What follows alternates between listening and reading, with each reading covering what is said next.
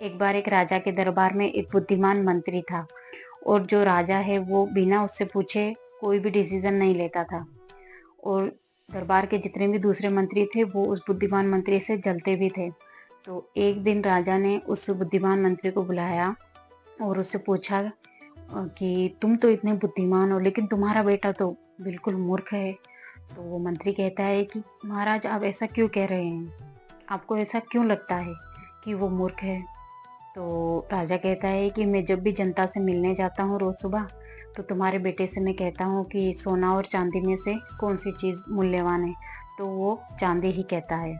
तो ये सुन के बाकी के जो लोग होते दरबार में वो सब हंसने लगते हैं। तो मंत्री को, जो बुद्धिमान मंत्री होता है, उसको बहुत शर्मिंदगी होती है और वो बिना कुछ बोले चुपचाप वहां से चला जाता है और अपने घर जाता है और अपने बेटे को बुला के पूछता है कि सोने और चांदी में से कौन सी धातु बड़ी है। तो बेटा कहता है कि सोना। तो वो कहता है कि तो तुम राजा को हमेशा गलत जवाब क्यों देते हो? उसे क्यों कहते हो कि चांदी बड़ी है?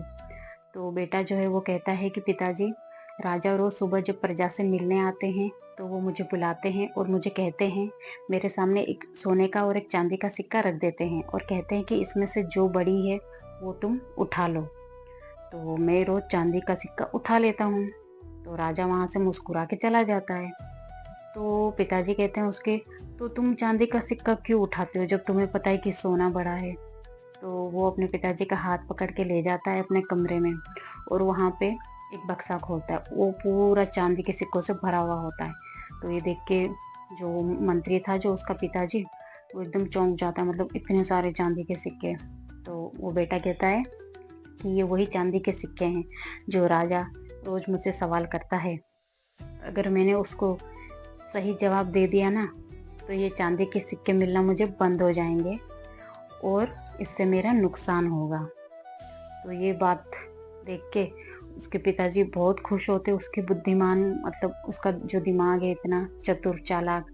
तो वो ये बात जाके राजा को बताता है। तो राजा भी ये बात सुन के बहुत खुश होता है।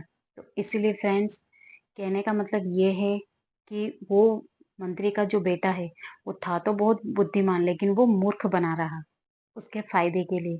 तो फ्रेंड्स, इसलिए अगर हम भी जैसे लोगों के सामने ज्यादा समझदार बनने की कोशिश करते हैं ना, तो वो हमको, मतलब दिल हमसे दूर हो जाते हैं। वो ना हमारी बात सुनेंगे ना कुछ।